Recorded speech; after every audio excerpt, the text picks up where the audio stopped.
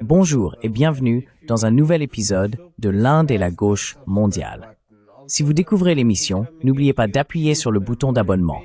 Pensez aussi à devenir membre YouTube, à nous soutenir sur Patreon ou à faire un petit don via le lien dans la description. Mais au minimum, regardez l'émission, aimez, partagez et commentez.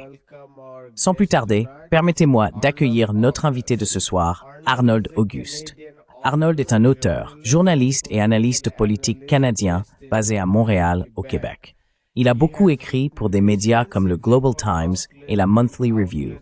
Et il est l'auteur de plusieurs ouvrages, dont Cuba et ses voisins, la démocratie en mouvement.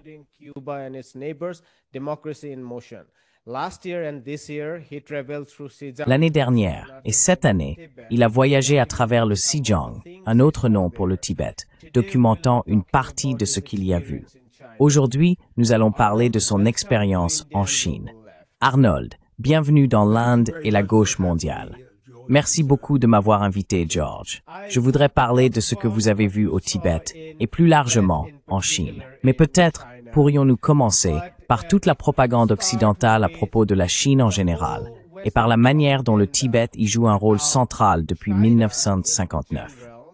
Pourriez-vous donc commencer par expliquer pourquoi l'Occident est si préoccupé par la Chine et quel rôle le Tibet joue dans la construction de cette propagande et de cette guerre de l'information contre la Chine?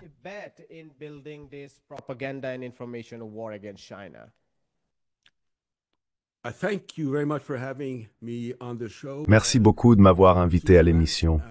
Je pense que la question est très pertinente.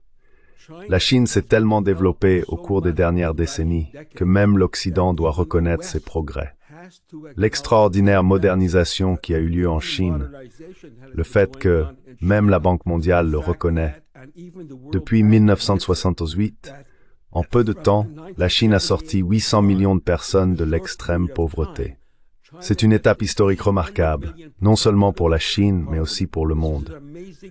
Donc, le récit de base est le suivant. La Chine a accompli tout cela, mais à quel prix?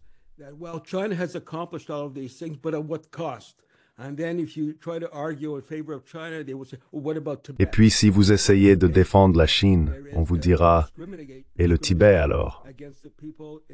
Bien sûr, l'implication est qu'il existe une discrimination envers les habitants du Tibet et de la province voisine où vivent de nombreux Tibétains. Or, je suis allé en Chine. Je connaissais déjà assez bien le pays et cette région, mais j'ai été agréablement surpris de voir comment les Chinois ont su associer modernisation et développement dans cette région, tout en, non seulement préservant, mais en réalité en promouvant la culture, la littérature, la langue et la religion du peuple tibétain.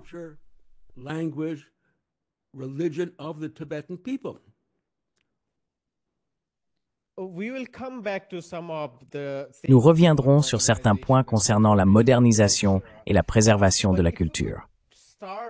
Mais si nous pouvions commencer par l'année 1959 elle-même, car comme nous le savons, on a souvent affirmé, à l'initiative de la CIA et répété à satiété par la propagande occidentale, que 1959 représentait cette soi-disant invasion chinoise du Tibet, alors qu'en réalité, ce fut un grand moment d'émancipation du servage dans la région.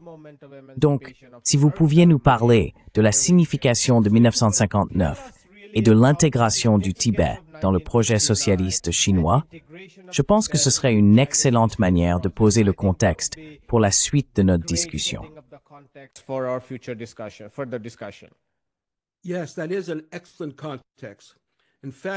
Oui, c'est un excellent contexte. En fait, le 28 mars 1959, après de nombreux siècles de servage, une forme d'esclavage aussi dure que le féodalisme en Europe, voire pire, grâce à l'unification du Tibet et à l'aide du gouvernement chinois et du Parti communiste chinois, le servage fut enfin aboli. Ce fut un moment historique. Cependant, comme vous l'avez suggéré, tout le monde au Tibet n'en fut pas heureux.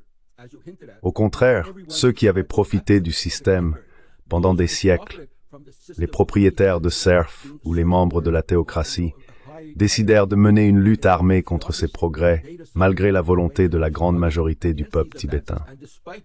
Je veux dire, qui voudrait rester serf quand l'occasion se présente d'abolir le servage?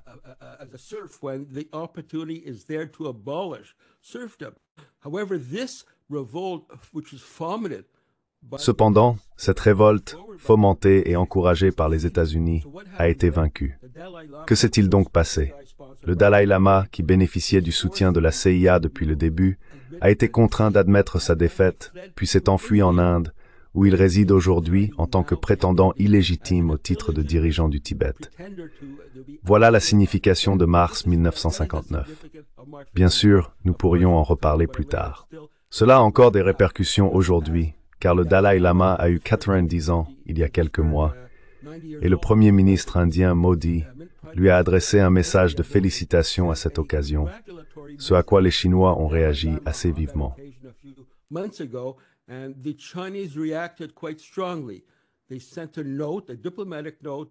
Ils ont envoyé une note diplomatique au Premier ministre Modi en disant « Écoutez, comme vous le savez, la question du Tibet relève du peuple tibétain, des habitants de la région de Shigatse, et le titulaire actuel du poste de Dalai Lama n'est pas celui qui détermine la manière dont la succession a lieu. » Et il a répondu poliment, de manière diplomatique, « Ne vous mêlez pas des affaires intérieures de la Chine, ni de celles du Tibet, car le successeur du Dalai Lama est, historiquement et traditionnellement, choisi par le peuple tibétain lui-même, en collaboration avec le Parti communiste chinois et le gouvernement chinois. C'est donc une affaire toujours en cours, et lorsque le Dalai Lama décédera, je suppose que cela refera surface dans l'actualité. Mais voilà le contexte de base.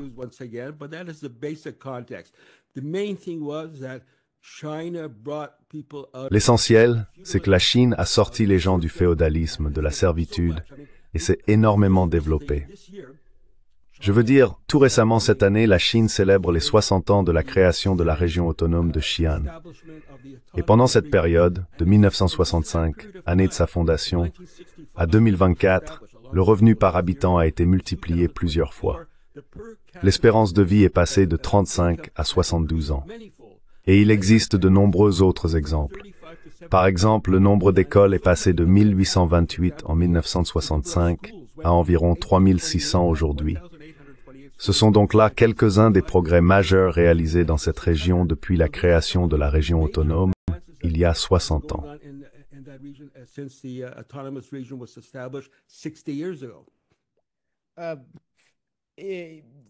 Le renversement du féodalisme et la constitution du capital humain, de l'éducation et de la santé. Voilà des réalisations marquantes de la Chine de Mao.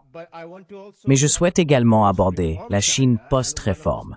Et l'un des accomplissements spectaculaires de cette seconde phase du socialisme en Chine, si l'on peut dire, est le projet de modernisation. La Chine post-réforme se présente très différemment de la Chine maoïste, dans la mesure où les infrastructures ont complètement changé et qu'elles ressemblent désormais beaucoup à l'Occident.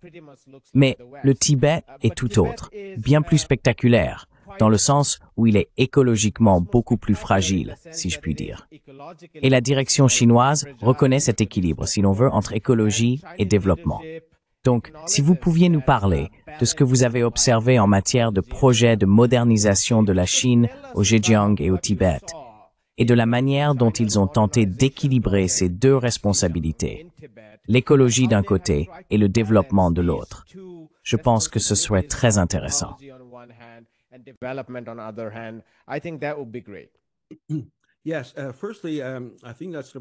Oui. Tout d'abord, je pense que c'est un point important, celui de replacer les choses dans leur contexte historique. En 1947, l'Inde est devenue indépendante, n'est-ce pas? En 1949, 2 ans plus tard, la révolution chinoise a triomphé. À cette époque, le PIB global et l'économie de l'Inde et de la Chine étaient très similaires. Cependant, depuis l'ouverture dont vous avez parlé, qui a eu lieu plus tard dans le cadre de la révolution chinoise, la situation a complètement changé. En s'ouvrant et en se modernisant, en réinvestissant tous les fonds que le gouvernement chinois tire de la vente de biens et de services sur le marché intérieur et à l'international, ces ressources ont été réinjectées dans l'économie. Une modernisation massive a eu lieu depuis, laissant l'Inde très loin derrière.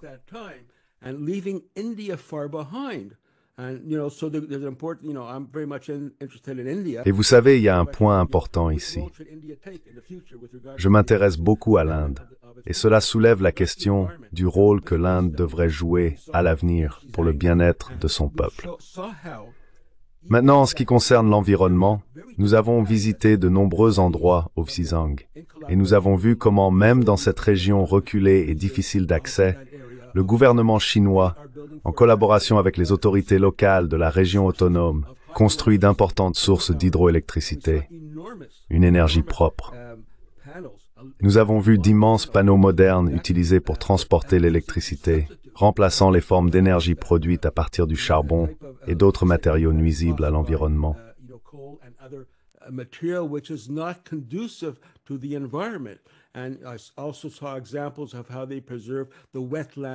Et j'ai également vu des exemples de la manière dont ils préservent les zones humides et ainsi de suite. Le peuple chinois, contrairement à ce que disent les médias occidentaux, est très soucieux de l'environnement et de tout ce qu'il fait en Chine. Nous l'avons aussi constaté à Shenzhen. Tout ce qu'ils font, sans exception, prend en compte les aspects environnementaux importants pour le peuple chinois. Et vous savez, c'était tellement rafraîchissant de faire ce voyage en train de 3200 km pendant 22 heures depuis la province voisine du Qinghai jusqu'à Shenzhen. Nous avons vu d'immenses étendues avec des yaks en liberté, un paysage magnifique. Tout cela reste intact. Et même dans les zones périphériques, par exemple à Lhasa même, nous avons vu comment les autorités veillent à ce que l'atmosphère et l'environnement demeurent intacts à Lhasa en tant que ville.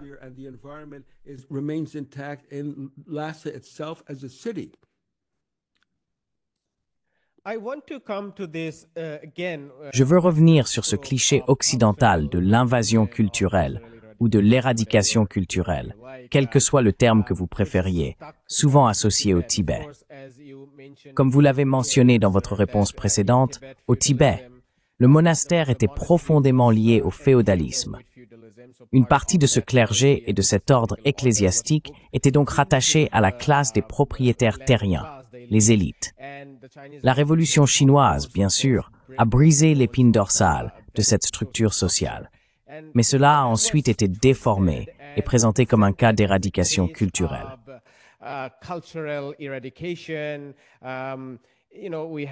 Vous savez, nous avons tout ce récit autour de l'invasion des Han, ce qui, à mon avis, n'a pas vraiment de sens. Mais la rhétorique est plus intense dans le cas du Xinjiang, étant donné la bien plus longue histoire d'immigration réelle depuis la Chine continentale vers cette région. Pourtant, nous avons vu les mêmes types d'arguments. Alors, pourriez-vous nous parler un peu de la façon dont la culture locale vous est apparue lorsque vous y voyagiez en tant qu'étranger? Cela ressemble-t-il à une ville ou une région ordinaire du continent, ou avez-vous également remarqué des caractéristiques particulières qui suggèrent quelque chose de très différent de l'image occidentale du Tibet?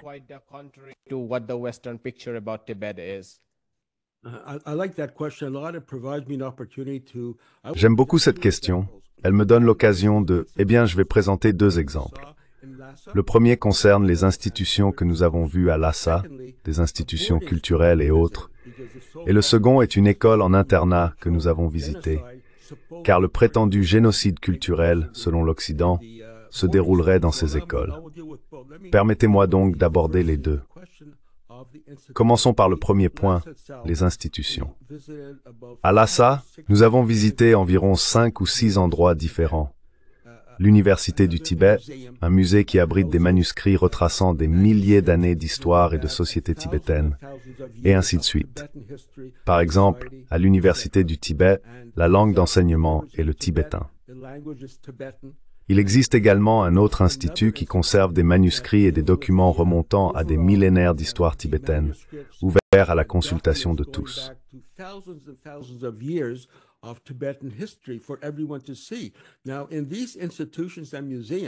Aujourd'hui, dans ces institutions et musées, qui représentent en quelque sorte la véritable essence de l'âme tibétaine, son origine, sa religion, sa pensée et sa philosophie, non seulement tout cela est préservé, mais c'est aussi promu. Donc la question que je pose, un peu comme un défi à ceux en Occident qui accusent la Chine de commettre un génocide culturel, est la suivante. Si la Chine voulait vraiment mener un génocide culturel au Tibet, la première chose qu'elle devrait faire, et nous le savons par l'histoire, n'est-ce pas, serait d'éradiquer les racines de l'histoire culturelle, la religion et la langue du peuple tibétain. Or, c'est le contraire qui s'est produit. Dans tous les instituts que nous avons visités, nous avons vu avant tout la promotion de ces institutions, de leur langue et de leur culture.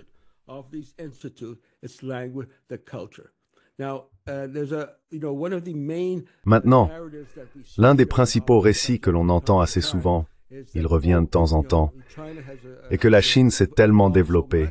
Mais qu'en est-il des internats, de ce qu'on appelle le génocide culturel dans ces écoles? J'ai visité un internat, pas à Shenzhen, à proprement parler, mais dans la province voisine du Qinghai, qui compte une importante population tibétaine. Nous avons visité cet internat, et tous les élèves là-bas étaient tibétains. Ce que nous avons vu était incroyable. Je veux dire, je n'étais pas seulement un peu impressionné, je m'attendais à quelque chose de bien, mais c'était bien mieux que ce que j'avais imaginé. Tout d'abord, c'est une très belle école. Les langues qui y sont enseignées, par ordre d'importance, sont le tibétain, le Han et le chinois, ainsi que l'histoire, la politique, la géographie, les sciences, le sport, etc.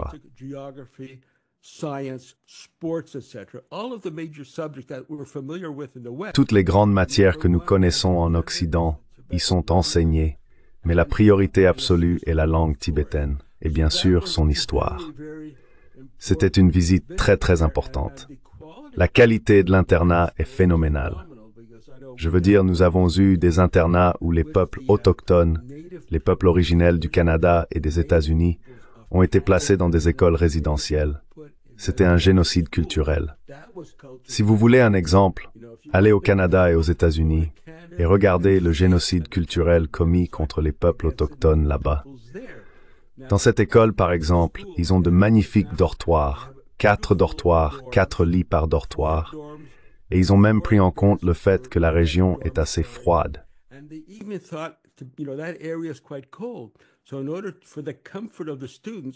Ainsi, pour le confort des élèves, les sols sont chauffés au gaz, c'est juste un exemple, et il y a une magnifique cafétéria à 2 étages pouvant servir 1200 élèves en même temps.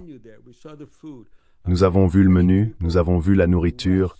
Je veux dire, beaucoup de personnes de la classe ouvrière en Occident, dans des pays comme le Canada et les États-Unis, envieraient le type de déjeuner que ces enfants reçoivent à l'école. Ce n'est pas quelque chose qu'on voit souvent. Cependant, dans cet internat, ils l'ont. L'exemple de cet internat constitue donc une réfutation très importante de l'accusation mensongère de génocide culturel. C'est complètement faux. Mais bien sûr, cela n'a pas empêché les États-Unis, le Canada et d'autres pays de porter cette accusation contre la Chine.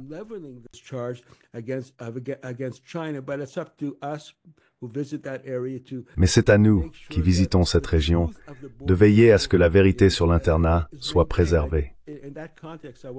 Dans ce contexte, en ce qui concerne l'évolution de la langue tibétaine, j'ai fait quelques recherches, et tout le monde au Tibet, dans cette région et dans les zones voisines, parle tibétain, 100%. Maintenant, au Canada et aux États-Unis, parmi les populations autochtones, le nombre moyen de personnes capables de parler encore leur langue d'origine. Devinez combien? Environ 5%. Donc de 5%, c'est un génocide culturel, à 100% parlant la langue. Ainsi, bien sûr, c'est l'un des nombreux faux récits, des mensonges auxquels nous devons faire face, et c'est l'une des raisons pour lesquelles moi et d'autres voyageons en Chine, pour dire la vérité sur la situation là-bas.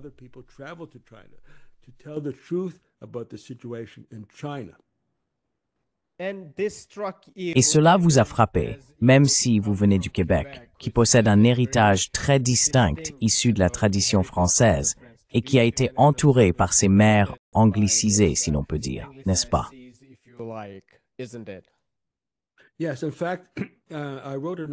Oui, en fait, j'ai écrit un article à ce sujet. Je suppose que c'est à cela que vous faites référence.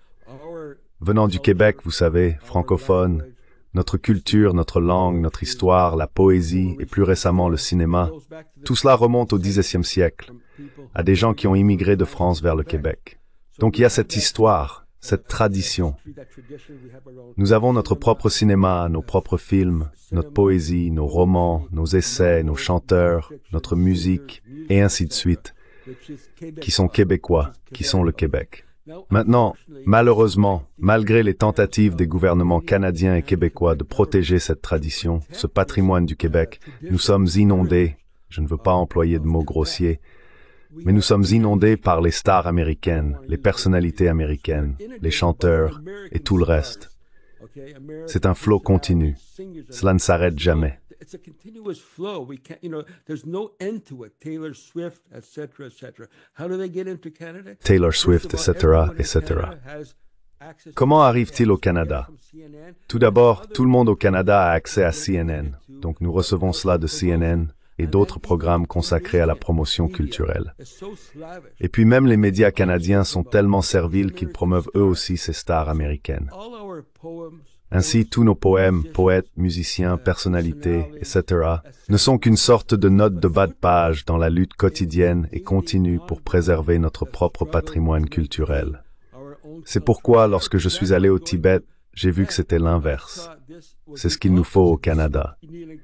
Nous avons besoin d'une législation claire pour soutenir et promouvoir la culture québécoise. Et bien sûr, certains n'aimeront peut-être pas cela, diront que c'est dictatorial, mais nous devons freiner l'invasion. L'invasion culturelle anglo-américaine dans notre pays.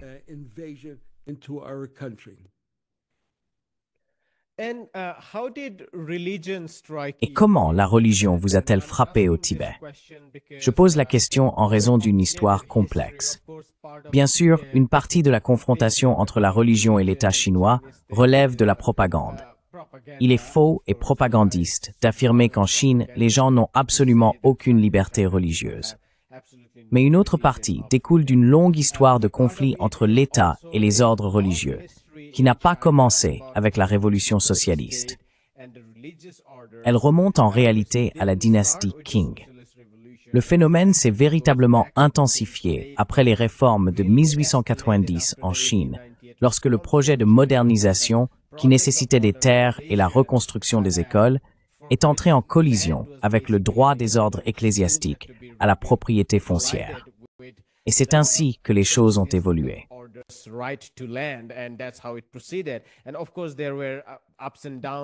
Et bien sûr, il y a eu des hauts et des bas pendant le grand bond en avant et la révolution culturelle. Cela s'est intensifié dans de nombreux domaines. Mais dans la Chine post-réforme, on observe un grand relâchement, notamment un essor du tourisme, qui dépend aussi de ces traditions, ainsi qu'un effort plus large pour préserver et moderniser les musées et la culture en Chine. Pourriez-vous nous dire un peu comment la religion, en particulier, vous a marqué au Tibet, compte tenu de toute cette propagande sur la religion en Chine en Occident?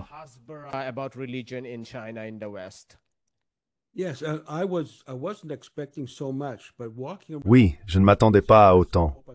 Mais en me promenant dans les rues de Lhasa, j'espère te donner envie de visiter cette région toi-même un jour. Ce qu'on voit surtout, ce sont des gens vêtus d'habits religieux. Il y a beaucoup de moines bouddhistes qui se promènent et ils prient aussi en plein centre de Lhasa. Nous avons visité un monument important là-bas, dédié à la religion. Plus tard, lorsque nous sommes retournés à Pékin, nous avons également visité un grand institut bouddhiste dans cette ville. Nous avons donc vu des gens prier, utiliser leur chapelet, accomplir leurs rituels, et ainsi de suite. C'est vraiment le contraire de ce que les gens racontent.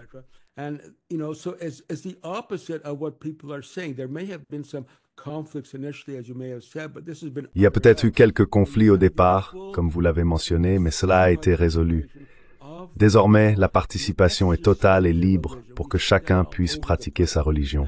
Nous le voyons partout et les gens en sont fiers. En même temps, à Lhasa, nous voyons aussi une ville moderne, la jeune génération, des gens sur des skateboards, certains venant nous parler et pratiquer leur anglais. Partout où nous sommes allés, nous avons vu des personnes pratiquer leur religion dans les rues, dans les monastères, et ainsi de suite. Aujourd'hui, cela s'épanouit et je dois dire que le gouvernement chinois, le Parti communiste chinois et les autorités locales de cette région, au Xizang, sont responsables d'avoir permis et encouragé cet essor religieux.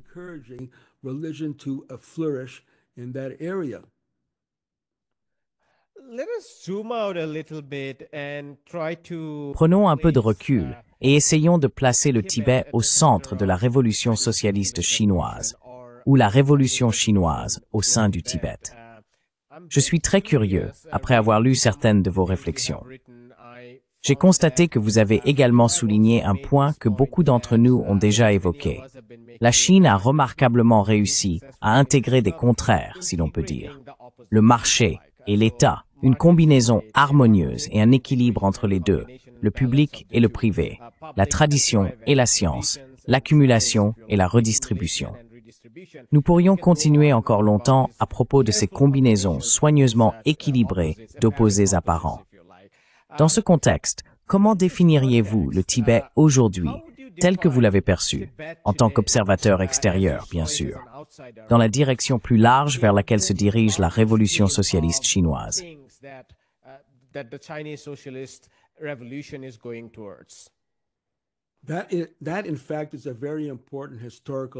C'est en réalité une question historique très importante, la soi-disant contradiction entre l'individu et le collectif. J'ai été agréablement surpris lorsque nous avons visité une petite station technologique entrepreneuriale non loin de Lhasa, la capitale. Nous y avons vu quelque chose de très intéressant. Cela m'a vraiment marqué. Tout d'abord, pour entrer dans cet institut technologique, il suffit d'avoir un ordinateur, c'est tout. On fait une demande en ligne pour rejoindre le centre technologique qui fournit les bureaux, les installations et les connexions. Mais pour pouvoir postuler et être accepté, il faut également accepter ce qui suit. Soutenir la République populaire de Chine, le Parti communiste chinois et l'objectif du socialisme.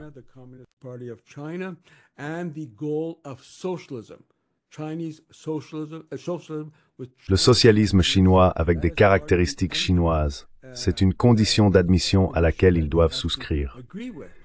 Maintenant, certaines personnes en Occident disent « Oh, c'est contrôlé par l'État, c'est terrible. Le collectif prend le dessus et l'individu n'a plus d'initiative. » Eh bien, ce que j'y ai trouvé, c'est tout le contraire. Comme vous l'avez suggéré, c'est un excellent exemple. De tous les endroits du monde, au Tibet, qui n'est sorti que relativement récemment du servage dans l'histoire.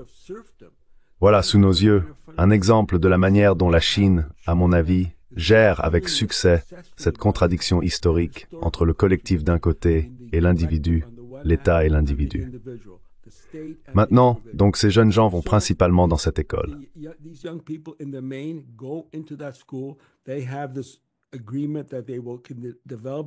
Ils ont conclu un accord selon lequel ils développeront leurs propres talents et leur propre initiative. En même temps, cela doit aller dans le sens de la modernisation et de l'objectif du socialisme en Chine. Nous avons donc cet exemple. Certains étudiants là-bas, un très petit groupe de jeunes entrepreneurs, ont en fait inventé un drone spécialement conçu pour les zones agricoles montagneuses du Tibet. Grâce à ce drone, les agriculteurs peuvent désormais l'utiliser pour fertiliser la terre et accomplir d'autres fonctions importantes pour développer leur culture. Il fonctionne également un peu comme un GPS, leur offrant une bonne vue d'ensemble du relief montagneux. De cette manière, ils parviennent à augmenter leur production, à accroître leurs ventes sur le marché et à améliorer leurs revenus.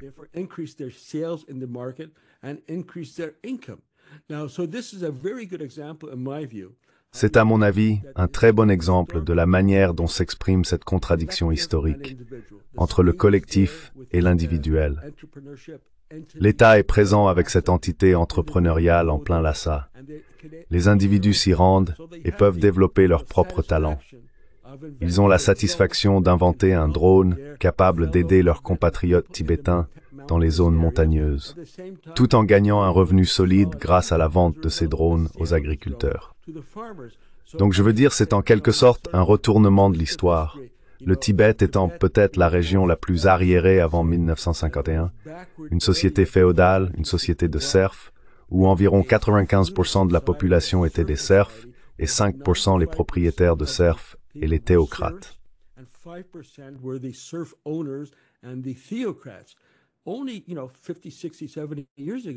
Il y a seulement, vous savez, 50, 60, 70 ans.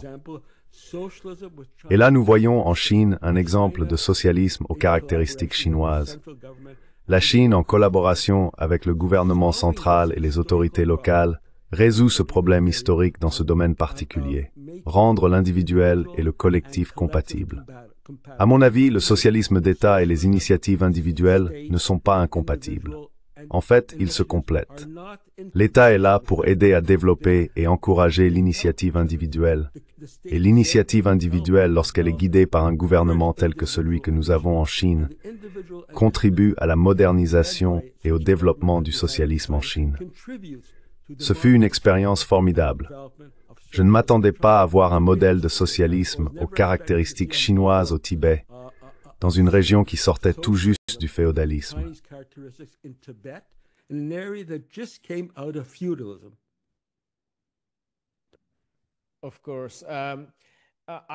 Bien sûr, j'ai été assez frappé. Je ne suis jamais allé à Shenzhen, mais je suis allé de nombreuses fois sur le continent. En janvier prochain, je vais à Hong Kong, en Chine, pour 3 mois supplémentaires. J'ai été vraiment impressionné par la manière dont la Chine a su combiner ses aspects de modernité tout en préservant ses traditions. En Chine, je n'ai pas l'impression d'être dans un endroit étranger. Quand je suis, disons, à Chicago ou dans de nombreuses régions des États-Unis, je ressens cela à cause du sentiment d'insécurité que l'on peut y éprouver. Et je sais que j'utilise le mot insécurité avec précaution, compte tenu de l'évolution de la politique en Occident, sur la criminalité, l'immigration, et ainsi de suite.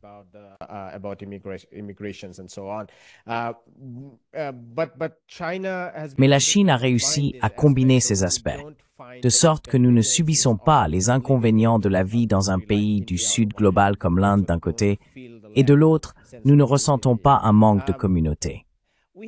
Nous avons surtout discuté de cette question entre personnes du Sud global. Que peut apprendre le reste du Sud global de la Chine?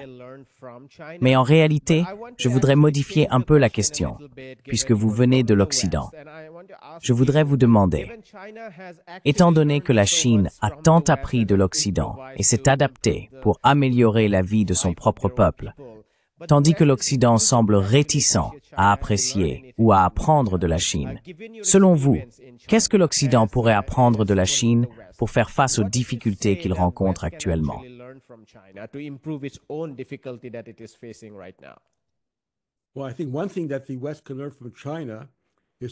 Eh bien, je pense qu'une chose que l'Occident peut apprendre de la Chine, c'est de suivre l'exemple chinois, consistant à apprendre de l'Occident. J'ai mentionné ce chemin de fer qui s'étend sur 2000 km, à une altitude équivalente à environ la moitié de celle du mont Everest.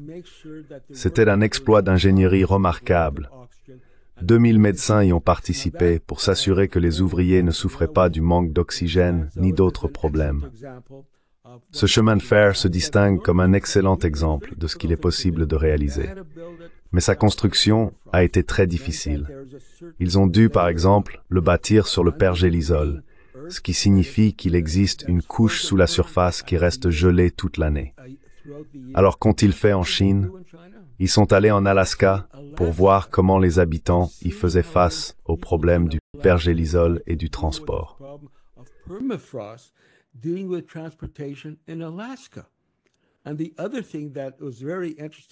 Et l'autre chose très intéressante dans cette histoire de chemin de fer, que je répète souvent parce que je la trouve très importante, c'est que, en raison de la très grande distance, ils n'avaient qu'une seule voie.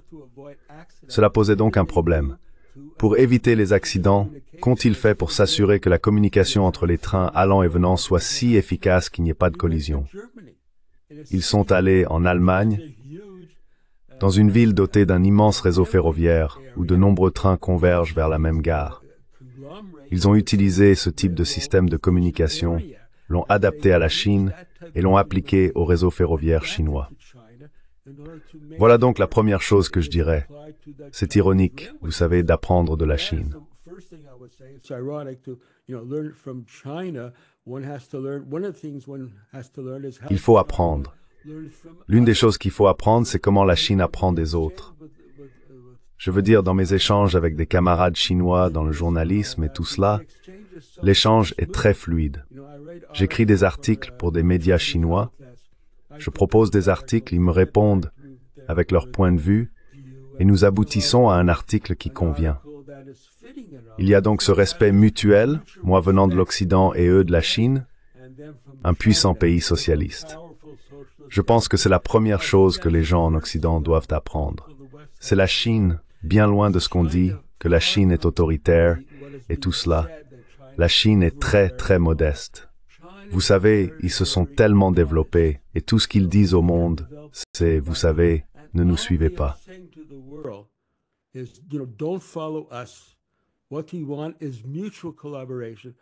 Ce que vous souhaitez, c'est une collaboration mutuelle, un échange mutuel entre nous deux. Et il y a une histoire intéressante que j'aime raconter à propos du miracle chinois, celui d'avoir enfin résolu le problème historique de l'individu face au collectif. Au Venezuela, un pays que je suis de près, le président a déclaré il y a environ 6 ou 7 mois qu'ils adoptaient le modèle chinois, c'est-à-dire la manière de combiner le collectif et l'individuel, l'État et l'individu. Et je pense que cela s'applique à n'importe quel pays du monde, y compris en Occident.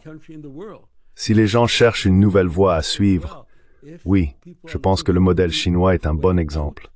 Non pas à copier, car les Chinois seraient les premiers à dire qu'on ne peut pas les copier.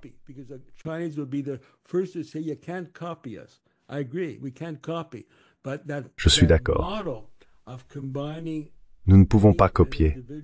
Mais ce modèle qui combine l'État et l'individu, l'importance de la modernisation, c'est vraiment essentiel.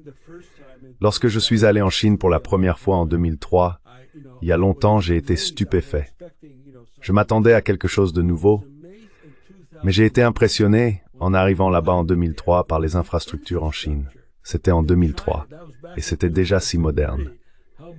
Et pourtant, c'est censé être un pays du tiers-monde.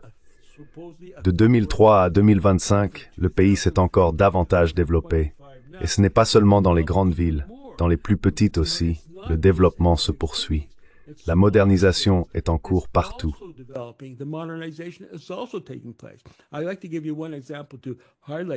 Je voudrais vous donner un exemple pour illustrer cela. Lors de mon premier voyage en 2003, je voulais voir un village rural typique. Le guide nous en a donc emmené voir un. En traversant le village, il a dit « On peut reconnaître à leur maison qui est riche et qui est pauvre ». C'était en 2003. Maintenant, je prépare un autre voyage et j'ai recontacté le même guide. Je lui ai dit que j'aimerais retourner dans ce village pour voir ce qui s'y est passé, comment il est aujourd'hui. A-t-il été modernisé? Des efforts de réduction de la pauvreté y ont-ils eu lieu? Il m'a répondu « Eh bien non, vous ne voulez pas aller dans ce village. »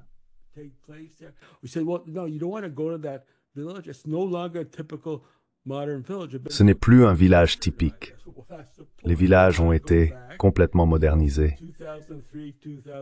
Eh bien, c'est justement le but. Je veux y retourner, tu sais, de 2003 à 2026, chaque fois que je le peux, pour voir la différence qui s'est produite même dans les zones rurales en matière de modernisation. Et contrairement à ce qu'on dit souvent, ce n'est pas seulement dans les grandes villes, c'est aussi à la campagne. Il y a tellement de vidéos en ligne montrant comment les Chinois ont accompli des miracles dans de petites régions, dans leurs villages, pour sortir les gens de l'extrême pauvreté et développer une économie locale très solide. Je pense donc que c'est quelque chose de très important pour que les gens comprennent la Chine.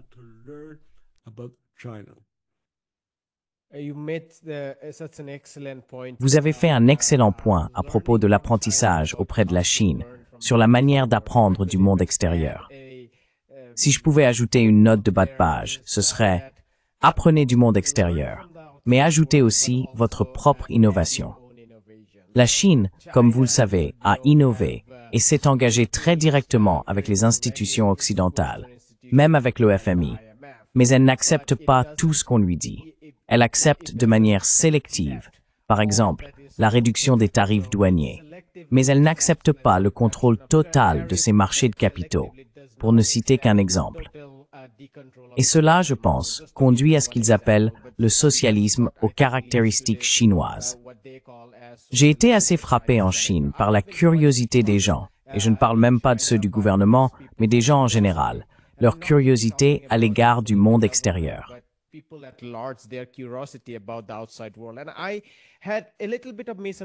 J'avais un peu mal compris cela avant de visiter la Chine.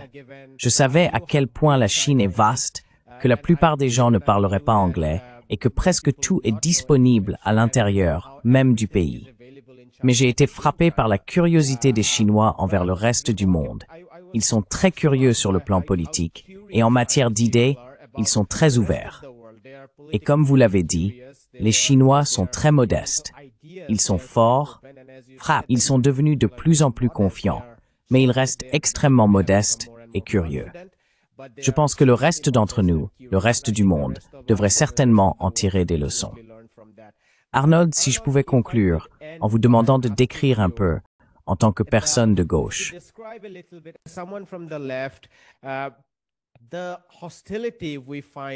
l'hostilité que nous constatons en Occident, y compris dans certains milieux de gauche, à l'égard du système chinois.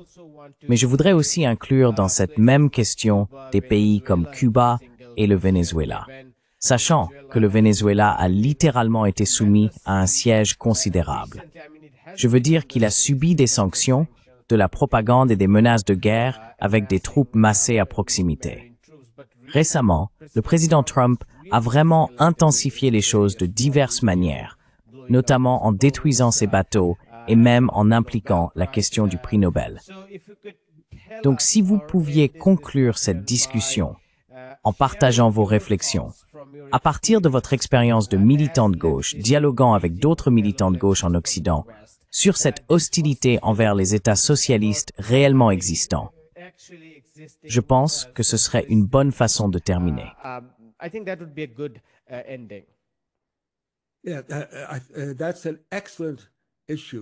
Oui, c'est une excellente question.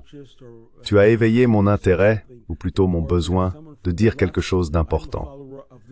En tant que personne de gauche, je suis un disciple de Lénine. Entre autres choses, Lénine a souligné il y a longtemps, à propos des sociodémocrates, qui sont socialistes en parole, mais impérialistes dans les faits. Il avait tellement raison. Donc avec cette ligne directrice, je ne suis qu'un humble disciple de Lénine.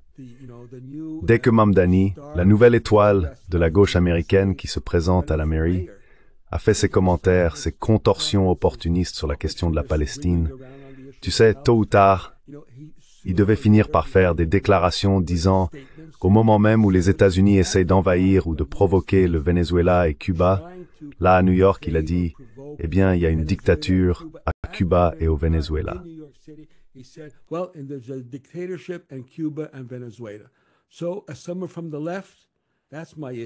Donc, comme quelqu'un de la gauche l'a dit, c'est là mon problème. Je pense que oui, l'impérialisme ouvert est terrible. Mais cet exemple ici, ces impérialistes sociaux, socialistes en parole et impérialistes en acte, est très très important, car il contamine la culture politique, la pensée des gens dans leurs pays respectifs. Et je pense que c'est la même chose en ce qui concerne la Chine. Beaucoup de ces impérialistes sociaux ont leurs problèmes. Oh, la Chine est un pays contrôlé par l'État, les médias sont contrôlés par l'État, et ainsi de suite. Tous ces récits à Clear Tweed ne reposent absolument pas sur la réalité.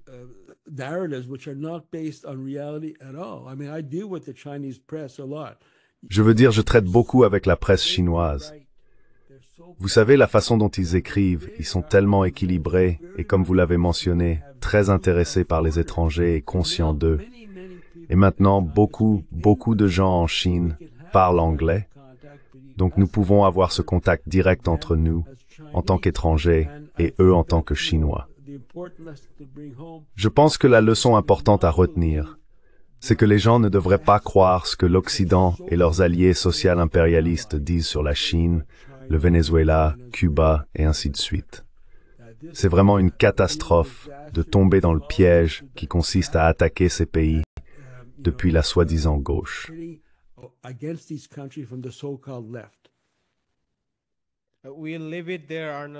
Nous allons nous arrêter là, Arnold. C'était une conversation fascinante. Nous n'avons pas eu le temps d'aborder votre travail sur Cuba et le Venezuela, mais ce n'est pas forcément une mauvaise chose. Cela laisse la porte ouverte à de futures invitations. Merci beaucoup pour votre temps. Ce fut un véritable honneur de vous recevoir. Merci beaucoup. C'est un plaisir d'être avec vous. Bonjour, je m'appelle Ayushman. Avec Mudiar Jyotishman, nous avons lancé cette plateforme. Au cours des 2 dernières années, nous avons essayé de créer du contenu pour les forces de gauche et progressistes. Jusqu'à présent, nous avons interviewé des économistes, des historiens, des commentateurs politiques et des militants. Si vous avez apprécié notre contenu et souhaitez que nous construisions une archive pour la gauche, j'ai 2 demandes à vous faire. Veuillez envisager de faire un don à cette cause. Le lien se trouve dans la description ci-dessous. Et si vous ne pouvez pas le faire, ne vous en faites pas. Vous pouvez toujours aimer nos vidéos et les partager avec vos camarades. Enfin, n'oubliez pas d'appuyer sur le bouton d'abonnement. Finally, don't forget to hit the subscribe button.